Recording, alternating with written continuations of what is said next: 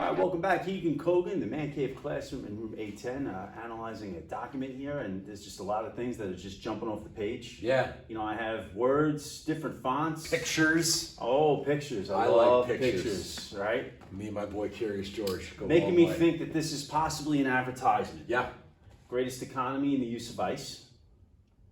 Economy, of course, we're referring to probably Money. Money. I'm thinking at this Everyone's doing it, because whatever this is has been adopted by several railroads and fast freight point. lines. So all the cool kids are doing it. All the cool kids are doing it. And they're doing something with ice, which goes from a solid to a liquid, but I guess we'll get there. Now I see beef, poultry, eggs, butter, fruit, and all kinds of perishable goods, summer and winter. Perishable. Things that can go or spoil. Yeah, they can go bad. Thanksgiving time, whenever there's a food drive, they're always asking for non-perishable items, things that can stay on the shelf for a long time. Charles F. Pierce, manager, 74 Washington Street. Chicago. Oh. Something going on in Chicago that's, involving, Trains. some of these things as well. That's the middle of the country right Yeah. there. Chicago, it's a huge transportation hub. And Not only that, but going back to westward expansion, our cowboys who took those cattle on those cattle drives to Abilene and Dodge City and Kansas City, they were all going to Chicago for slaughter. That's because you taught me about the Chicago Bulls. That's why they call that basketball team the Chicago Bulls. It is. All right, so we're looking here, since we are now talking about trains, all right, we're now talking about transporting beef, poultry, eggs, butter, fruit. And, how are you going to now do that when you're looking at trains? And I'm guessing this is 1800s now we're talking about? Mid to later 1800s, 1880s, 1890s would be my assumption going on. I would almost assume you don't have the ability to use electricity on there because the way they're going to keep these fresh is from ice. Yeah. Do we have a better diagram of that? Oh, we there go. it is. So I guess you would put the ice at this end and the ice at that end. Okay, so now we have all our beef, poultry, pork. Here you have all the little piggies. The one that is actually going to market in this one. Yep. And we wound up borrowing this diagram to kind of support what's going on with this advertisement. But now we're in the 1870s, and this is going to be showing a early refrigerated railroad car.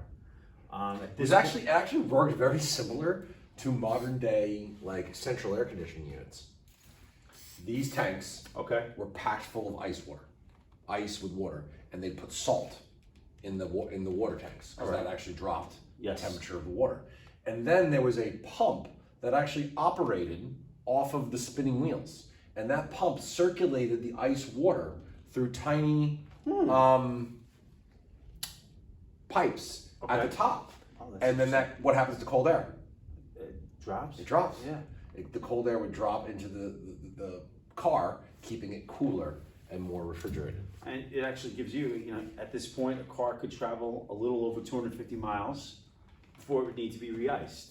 Now, 250 miles is a great distance. I wonder what that transfers over into hours of time. I guess it depends. I mean, if we put it into simple context, if the train is averaging 25 miles per hour. Start talking. Yeah. This is now this is a math equation. If the train is averaging 25 miles an hour, you're getting 10 hours worth of travel. That's not bad. Not bad at all. No. If you're doing 50 miles an hour, you're getting 5 hours. Mr. Mascolo would be so proud. Oh, he would. So, when we look here, this is going to be another reason if you're shipping, if you're talking about shipping beef, poultry, eggs, or anything that's perishable, this is an advertisement for these refrigerated railroad cars, which is becoming a new way of transporting things. Lots of innovations that we see starting to take place. The gauge is the adjustment of the gauge and standardizing is going to allow a network.